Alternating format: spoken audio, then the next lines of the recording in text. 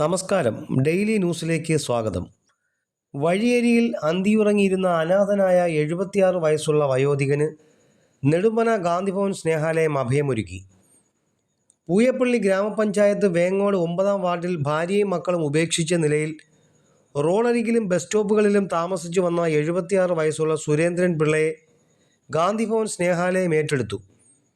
ഏറ്റവും മികച്ച കർഷകനായും നാട്ടിലും ജോലി ചെയ്തിരുന്ന സുരേന്ദ്രൻ പിള്ള അസുഖബാധിതനായ അവസ്ഥയിൽ വേങ്ങോട് ബസ് സ്റ്റോപ്പിൽ മാസങ്ങളോളം കാറ്റും മഴയും കൊണ്ടുകിടക്കുന്ന സുരേന്ദ്രൻ്റെ നിലവിലെ അവസ്ഥ പൂയപ്പള്ളി ഗ്രാമപഞ്ചായത്ത് മുൻ പ്രസിഡന്റ് ആർ ജയശ്രീ ഗാന്ധിഭവൻ അധികാരികളെ അറിയിച്ചതനുസരിച്ച് Pathanapuram Gandhibhavan international trust secretary doctor Punalur സോമരാജൻ്റെ നിർദ്ദേശപ്രകാരം നെടുമ്പന ഗാന്ധിഭവൻ സ്നേഹാലയം ഡയറക്ടർ പ്രസന്ന രാമചന്ദ്രൻ, PRO ഷിബു റാവുത്തർ എന്നിവർ ചേർന്ന് സുരേന്ദ്രനെ ഏറ്റെടുക്കുവാൻ വേങ്ങോട് എത്തുകയും 17-ാം ward member Bini Ashokan, R Jayasree, സാമൂഹ്യ പ്രവർത്തകൻ ശിവാനന്ദൻ, അഡ്വക്കേറ്റ് പി മുരളീധരൻ, രാജൻ കൈനോസ്, ജോബിൻ, ജോസ് ബാബു എന്നിവർക്കൊപ്പം പൂയപ്പള്ളി പോലീസ് സ്റ്റേഷനിൽ സുരേന്ദ്രൻ പിള്ളയെ എത്തിക്കുകയും SHO പി ഷാജിമോൻ, സബ് ഇൻസ്പെക്ടർമാരായ Binu George, Krishnakumar S, Firoz Khan M എന്നിവരുടെ സാന്നിധ്യത്തിൽ നെടുമ്പന ഗാന്ധിഭവനിലേക്ക് സുരേന്ദ്രൻ പിള്ളയെ കൊണ്ടുപോയി.